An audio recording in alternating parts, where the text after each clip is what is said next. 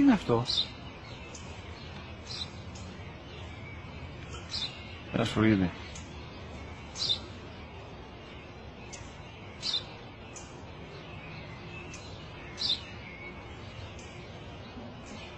Τι είναι αυτό? Μόλις τώρα στο πατέρα, σφουργίτη είναι.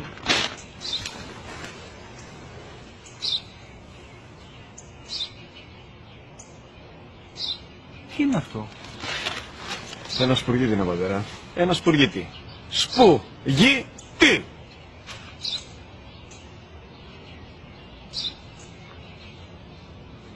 Τι είναι αυτό? Γιατί το κάνεις αυτό το πράγμα, μπορείς να μου πεις? Τόσες φορές σου είπα, είναι ένα σπουργίτη. Δεν το καταλαβαίνεις.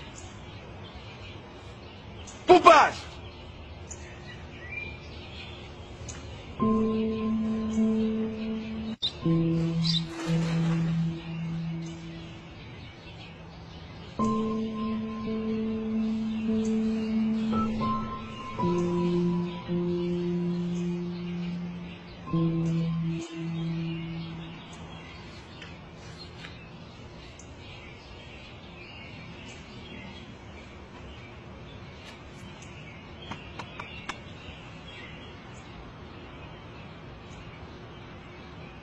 Δυνατά.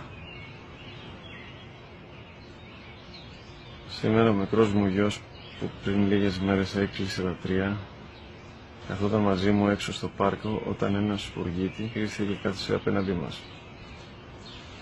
Ο γιος μου με ρώτησε 21 φορές τι ήταν αυτό και το απάντησε και τις 21 φορές ότι ήταν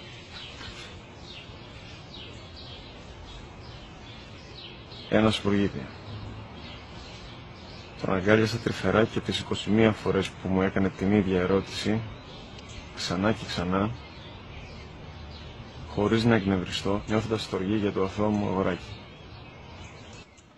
وَقَضَى رَبُّكَ أَلَّا